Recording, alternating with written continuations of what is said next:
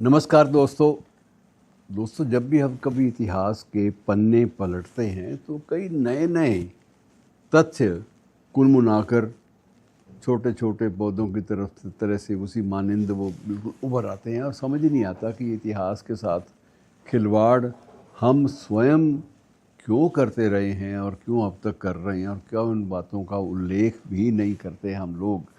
ये बड़ी अजीब सी बात लगती है। आज का तथ्य भी हैरान करने वाला है मित्रों, और वो तथ्य ये है कि राजघाट को हम गांधी जी की अंतिम एक स्थली मानते हैं कि जहाँ उनकी स्मृतियाँ सारी की सारी अक्षुण्ण रखी हुई है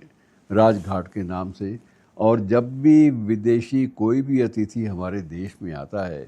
या हमारे देश के लोग भी जब कोई भी नेतागण शपथ लेते हैं पहली बार या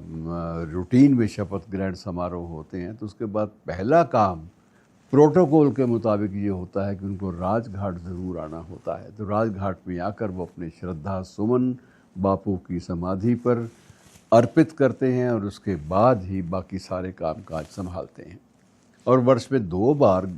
उसी समाधि पर राजघाट पर प्रार्थना सभाएं होती हैं जिनमें देश के प्रख्यात संगीतकार और गीतकार जो हैं वो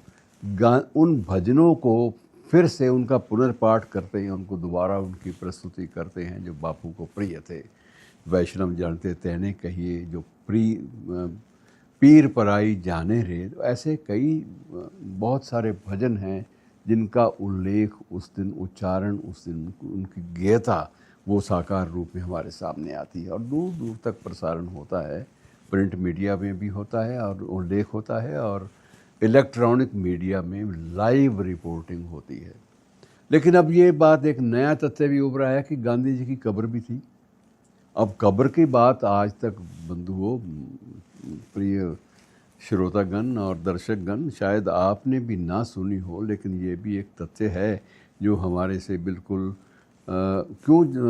रह गया अनदेखा, इसका कोई भी निर्णय नहीं ले पाएंगे। बहरहाल घटनाक्रम इस तरह से है कि 30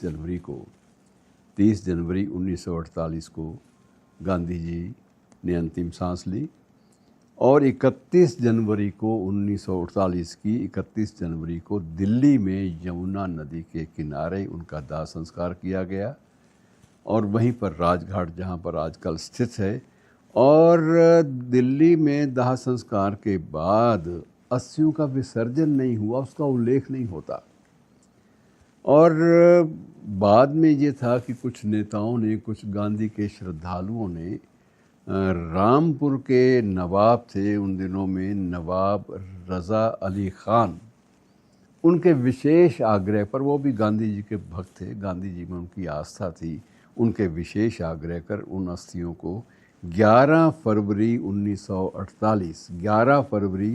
1948 को उन्हीं अस्थियों को 11 फरवरी 1948 को स्पेशल ट्रेन से विशेष रेल के द्वारा रामपुर ले जाया गया और वहाँ पर अस्थियों को गंगा में, अस्थियाँ वहाँ ले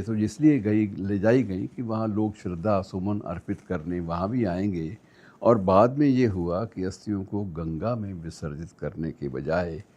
मुस्लिम तौर तरीके से चांदी की सुराही में भर कर रखा गया और मुस्लिम तौर तरीके से ही उसको दफन करके मज़ार बना दी गई और 3 दिन का राजकीय शोक भी घोषित किया गया। ये सारी चीज़ें इतिहास के पन्नों पर दर्ज हैं। और बाद में कालांतर में आपको पता ही है कि 30 जून 1949 को,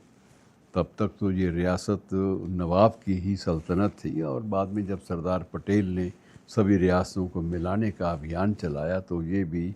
विलय इसका भी भारत में हो गया और गांधी की जो कब्र है या मज़ार है महात्मा गांधी की, बापू की, वो अब भी रामपुर में स्थित है। उसका चित्र भी आपको दिखा रहे हैं और दिल्ली में जो बना है उसे गांधी स्मारक कहा जाता है। तो ये मित्रों कुछ इतिहास के ऐसे पन्ने हैं